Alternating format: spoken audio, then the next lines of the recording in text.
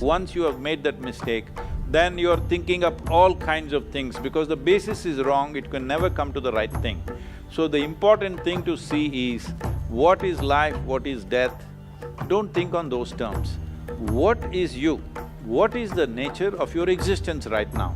If one experiences this, there is no life-death questions, it is all settled for once. After 90 days of practice, what happens? One of the things that they have said is, in 90 days of practice, your BDNF levels could go up to 300%.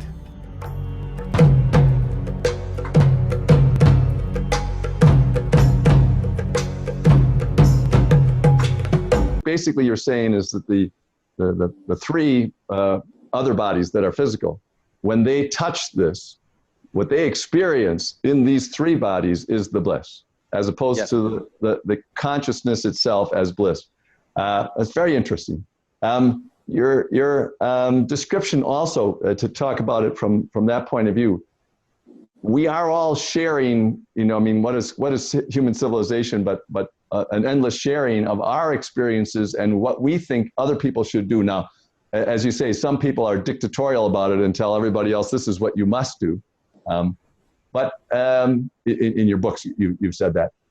But it's interesting because, in a way, the Hugh Hefners of this world and the Don Juans of this world have gone around telling everybody to have a certain kind of orgasmic experience, a sexual orgasmic experience. And the yogis are saying there's something much better than that. And it has the same quality in your mind, but it also generates this enjoyment in your mind and in your internal thing. So let's assume, again, for the sake of the argument, that science will eventually be able to analyze the three levels that you said are physical and that they're physical. So I assume that the description of reincarnation, moving from one body to another, is that you leave the biological body behind and you go with the other two.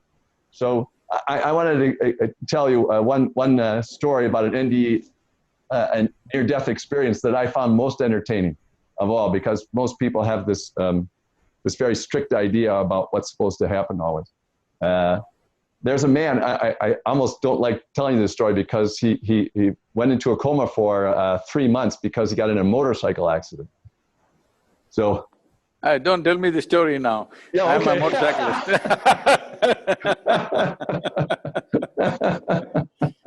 Actually, today after this meeting, I'm riding. Oh, okay. Well, maybe I better skip. No. So he goes into a coma for 3 months. and during the when he came out, he said he had been a follower of a Buddhist guru.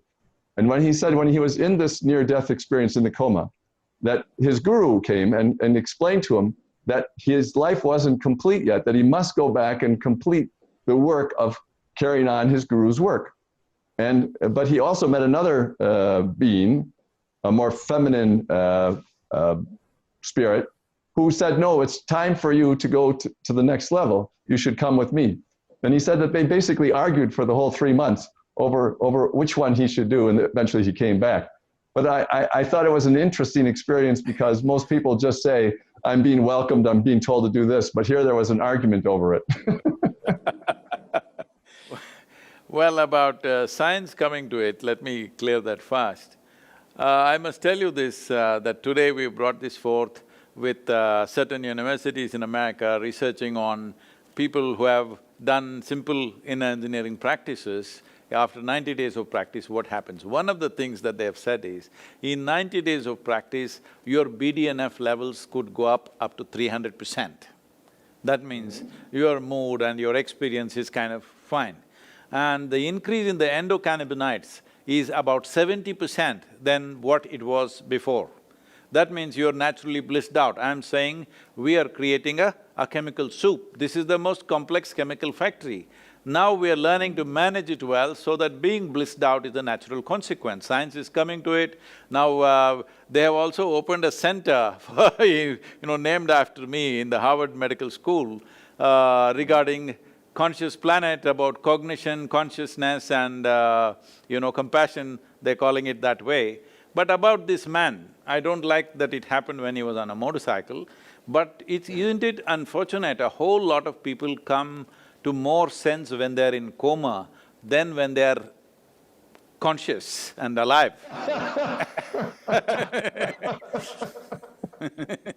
About about Buddhist master coming and calling him and this woman coming and calling him, that's typically American, okay? That's I think this guy must be from California.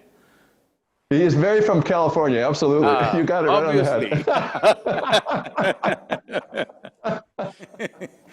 So, that is fine, but what I'm saying is, you are near death all the time.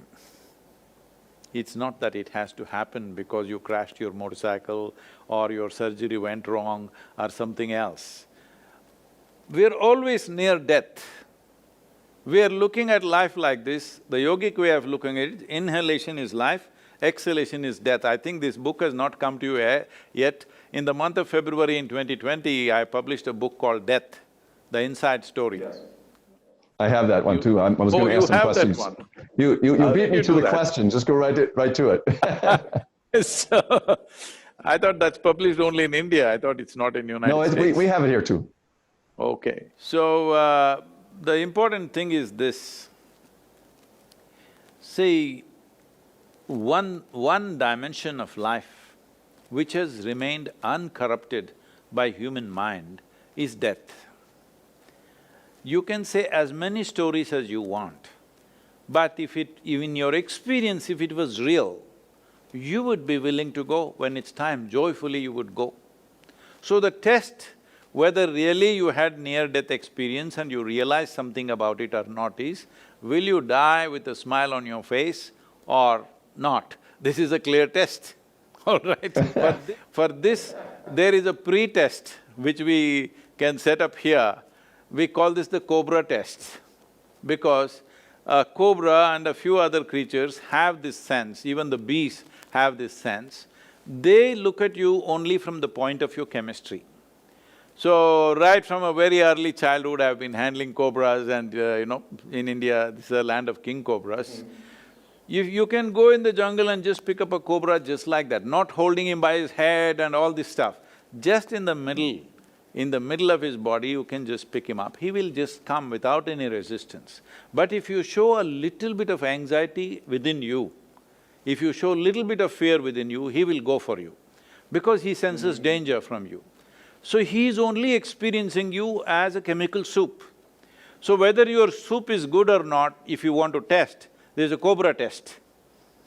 Or there's a death test when you die, will there be a smile on your face or not, because you transit from one dimension of experience to another in a comfortable manner.